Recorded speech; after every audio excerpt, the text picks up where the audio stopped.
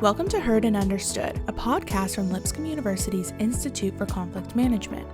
Here you'll learn to recognize the signs of conflict, understand its roots, and find better ways to move through it. In each episode, Professor Elizabeth McMillan sits down with leaders and mediation experts to unpack everyday conflicts and what they teach us about understanding others.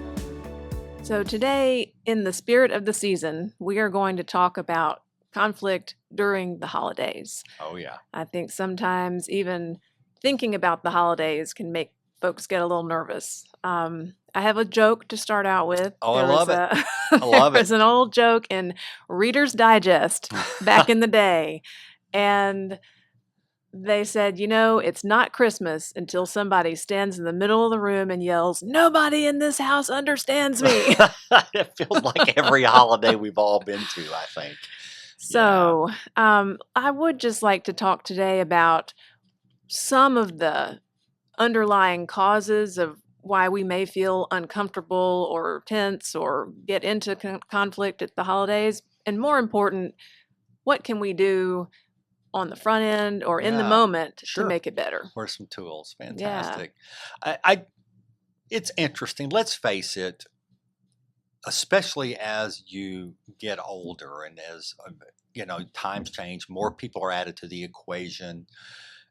We build this image, and our society does this. Just look at the commercials. Have you ever seen a commercial where people go home and don't have a good time, right? So all the commercials, all the stuff we see raises expectations for the holidays. And so I think many of us are away. We're now seeing extended family, have warm feelings about extended family.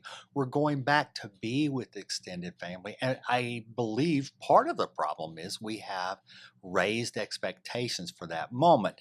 Then when we get there, family dynamics don't allow us to meet that expectations. Yep. And so I think the crash involved has something to do with our expectations being really high. That makes a lot of sense. That is an interesting kind of concept. Then you add to it, you're sleeping in beds you weren't used to, and there's family members you forgot, and grandkids, or whatever that comes back to that. And so all of that does create, I think, a little bit of a stew that mixes together that can make family holidays a little toxic sometimes. Sure. And as you were describing that, it seems like you're creating this scenario where almost everybody who is a player is in a place of discomfort or unfamiliarity. Right. And carrying expectations that aren't met. So there's a little bit of a lowering of satisfaction already. Yes. And, that post-Christmas depression Yep. is normal. I think it's because we carry too high of expectation into the room. So we'll talk about it later, but one of the things we want to do is be very realistic with ourselves going into that moment. Sure. In thinking about some of the surface issues that we've mentioned already, there's travel, there are some burdens on the host, whoever's bringing folks into their home. Right. Financial issues come up at holidays, whether it's buying gifts, travel, food. And then I think there are also things that are going on below the surface that we talk about. And those may not be apparent at the time. Maybe somebody's having relationship issues or financial or health issues. Bringing all that to the room. Yep. I will say about my family, I think we're bringing my entire extended family together for Thanksgiving. Wow. Which sounds like so much fun, but you get 30 plus people in one house who aren't together that often. And I think it will be fun, but it'll also be loud. Right. And, different things coming up. So I think for my family, my wife and I, we have to be very realistic about what expectations will be for us as some of the matriarchs and patriarchs in the family. Sure. There's a lot of dynamics that are there that make it more complicated. That's fair. Doesn't make it bad, just complicated. Sure. What are some of the ways that you try to set personal expectations? Oh, that's great. Well, first of all, understand that how I behave is completely my responsibility. That has this idea, well, Uncle so-and-so does this, therefore he made me do that is not helpful, right? Mm-hmm. I am responsible for how I behave. And how I feel doesn't mean I have to behave that way. So that kind of thing, first of taking personal responsibility. Yeah. And we can talk more about that. The second, it's really fascinating to me, is also understanding place within a family. Mm-hmm. So as you grow up, you had a fit within, Murray Bowen, the theorist, says you had a fit within a family. And if you leave and you're gone 20 years and you go back, you're immediately slotted within that family place. And you may be a completely different person, but once that structure's back together, the tendency is to put you back in that spot. So maybe you weren't the easiest teenager, but at 41, you don't appreciate being described as the difficult teenager or viewed that way. Sure. And families, he just says families tend to do that. And no amount of you yelling about it Mm-hmm. or complaining about it will make that system function differently. In fact, he says it may reinforce ideas. So Mm-hmm. knowing what your place has been and being gracious about that, Okay. knowing that that is not how they're trying to be toward you, but it is a functioning that you deal with. I think those two things, how am I going to act, and knowing how my place within a family will tend to work out is a good way to think about ourselves. I can think about that in my family, that on one side I have a lot of first cousins that are much older, 8-10 years older. Mhm. And even though we are now all adults and have jobs and families, when we interact, they still treat me like they are 20 and I'm 8. Yes, exactly. That's a great example. Yeah. Exactly that. I am pretty sure nobody in my extended family sees me as dean of a college. Pretty sure that will not be how they view me. Right. So, and realizing some of that on the front end, I think a major tool and point of all conflict management is taking time before an event or a conversation to think about how you will respond, taking time to maybe plan out some conversations ahead of time. When you have space to do that, you're not in the moment. And when the conversation starts to go sideways, you have a plan how to take it back between the rails. Yes. Right? I think it's great.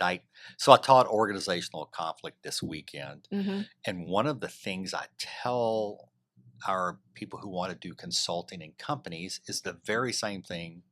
It tracks with families, which is if you don't have a plan for yourself, you'll never be able to help somebody have a plan for themselves. So going into it, you need to know this is what could potentially go south. What's my plan to manage it? I'm responsible for how I feel and how I respond, nobody else. And I would say put on your Teflon armor. Like this is the weekend to put on your armor. And be determined that everything bounces off of you this weekend. Nothing's about you. And kind of knowing what's going to send you there, what's my plan, and be determined that I'm just not going to take it personally. Right. For 36 hours, I don't have to take it personally. That's what I would tell a consultant going into a company, and that's what I would try to advise I'm going to try to give myself when I go to a family event. I think that's great. That ties into something that we talk about in the fundamental attribution error. Oh, yeah. The idea that we as human beings will see something that somebody else does. Let's say somebody cuts you off in traffic, and your immediate thought is they are terrible, they're a jerk. And it brings these, feelings of anger, frustration. But if you're the one that is late for a meeting and you accidentally cut somebody else off in traffic, you realize they should understand. That's right. Yeah. And I think using that idea in this concept of conflict at the holidays, try to remember that if somebody is late to dinner, it may not be that they were trying to snub you or make mom mad, and that's okay. Yeah. So fundamental attribution error, I love the description of fundamental attribution error as if the brain doesn't have all the information it needs, it will backfill it to get a complete story, and it's almost never positive. Have you ever looked at somebody who you thought was mistreating you and said, I think they have my best interest at heart? It doesn't happen. You're like, oh, I know what's going on. Phrases like, I know what you're thinking, fundamental attribution error. The complete opposite of that is the assumption of goodwill. And that's what I'm saying, bring into the house. Like, just assume that they're trying to do the right thing. And even if they don't, don't assume that they're trying to drive you crazy or there's something wrong with, just assume goodwill for 36 hours. Just assume goodwill. And if you get home and realize there wasn't goodwill, deal with it then, but maybe not now. That makes sense. So I love that concept. I really appreciate you bringing that up. And you mentioned this at the beginning. I think another positive thing to reflect on before you maybe get into this situation is what are some of the things you're looking forward to? And maybe it's not that picture perfect commercial on TV, but have you not seen someone in a while that you want to see? Is everybody being under one roof going to really make a difference to an older relative? Right. Yeah, my mom, 94, is going to see all of her grandkids at once. She's got dementia, but I just believe it. I don't know how long she will be here, and that's why we did it. So for whatever reason, I think that's fantastic. Sure. Before we continue today's episode, we want to invite you to our next conflict management event on Tuesday, January 13th, 2026. Join our adjunct professors, Dr. Karah Sprouse and Jessica Stollings, for the launch of their book, Regenerate, Empowering Generations to Work With and Not Against Each Other. Discover practical strategies for bridging generational divides and turning those differences into organizational strengths. It's a free lunchtime session. Attend in person at Lipscomb's downtown Spark location or join us virtually. Register at lipscombicm.eventbrite.com. That's lipscombicm.eventbrite.com. I was thinking, so as we look at this, like, we're kind of saying, how do you manage the difficulty when it comes? But sometimes you can't help it, right? There will be someone who won't leave it alone. They want to talk politics. They want to push, and it's how and no amount of your kind of deflection and plans I've had this happen, will stop that person from then just drilling you, and you have to address it. Right. And I think that moment, and I referenced this for all of you 7 million fans, right, who are listening to us right now, I mentioned this in the previous podcast, that there's a really quick methodology of dealing with that. So if someone's really pushed you into a corner for whatever reason, and we all know what that is, there's like 3 steps to remember. One is to paint a positive picture. Like, hey, I know that we're at different places politically, but I believe that we can all live together. And we don't necessarily have to have this conversation. And I appreciate where you come from. Something like that, right? And hopefully they will go, okay. If they don't and they keep going, he says, then you circle around and just do a little quick clarification. Sounds like you believe that I believe this. And get them to, that's what I'm trying to say to you, and say, I appreciate that. If I were you, I might feel that way. Kind of here is where I'm at, but we don't have to hassle this out.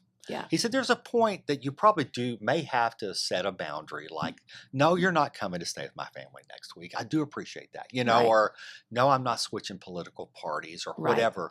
And you may have to set a boundary, but immediately come back off that and take it to positive, so paint positive intent, clarify if they won't leave it alone, what they want to say, give a sense of understanding that you appreciate their point of view, set a little bit of a boundary of where you are so they don't think you just agreed with them, and they immediately go back to positive. And that may not be a long-term result, but that may make enough clarity to get through the weekend without it just being whatever. In that moment. It might be your only shot.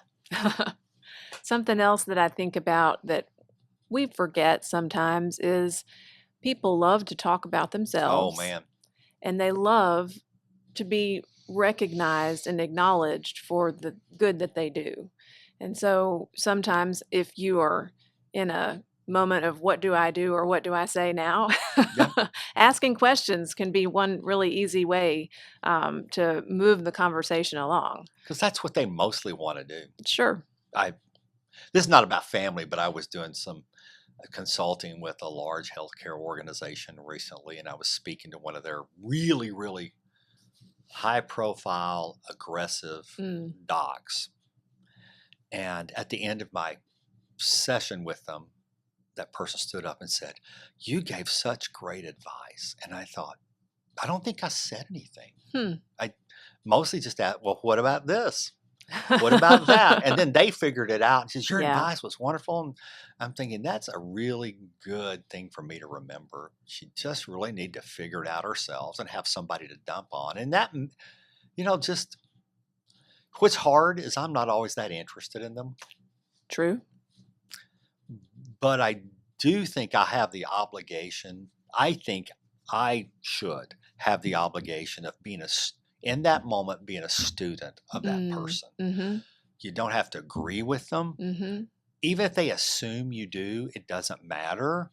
Just, even with the most difficult person, Yeah. I found if I say to him, I don't 100% understand your world, I would love for the next 15 minutes to be a student of yours. Teach me what it's like to be you. And mean that and let them talk for a while. You may have to cut yourself off at some point.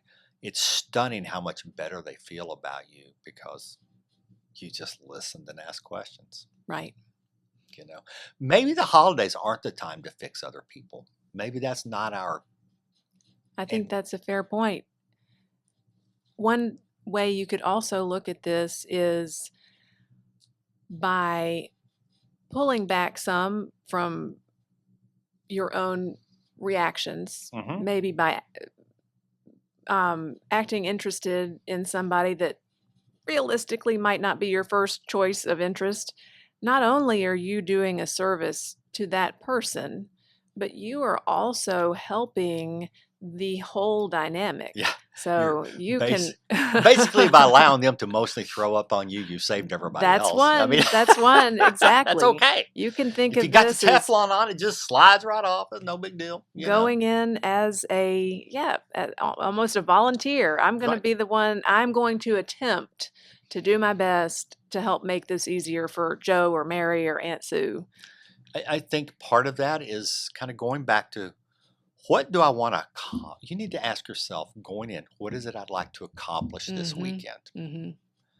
And very few of us will rationally say, I'm going to get everybody to think like me this weekend, right? Or I want like an unrealistic idea that I'm going to make sure people respect me this weekend. Mm-hmm. Those are not healthy goals going in, right? I said, so knowing kind of realistically what do I want to accomplish? Is it I want to leave there feeling good about people?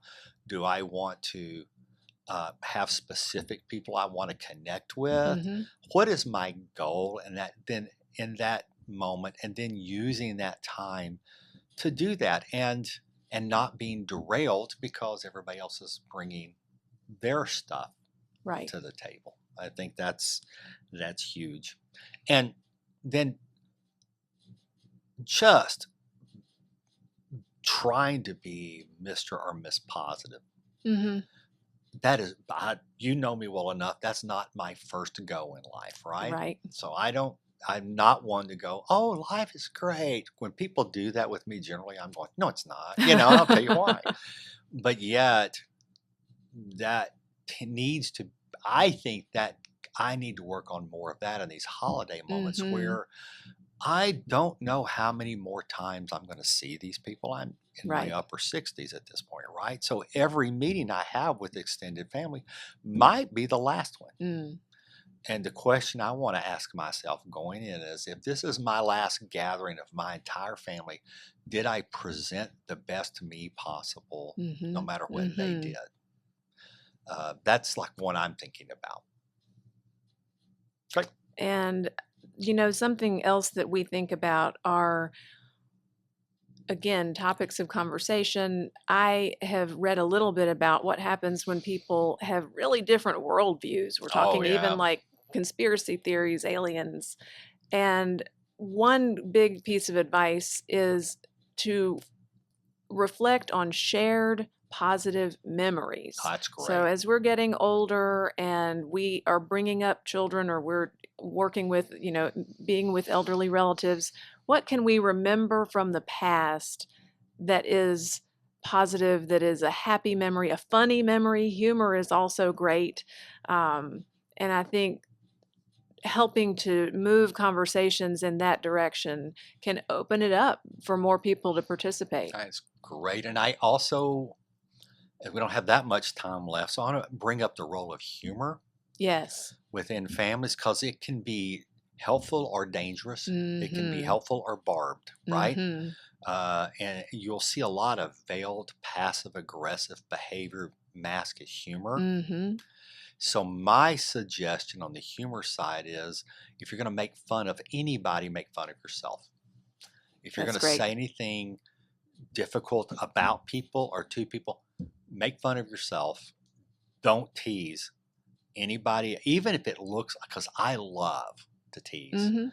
And but this is not the time for me to unleash what I consider my wicked sense of humor on other people, Right. right? If I'm going to make fun of anybody, make fun of me. I want to laugh a lot, but it cannot be barbed humor. It cannot be at anybody else's expense.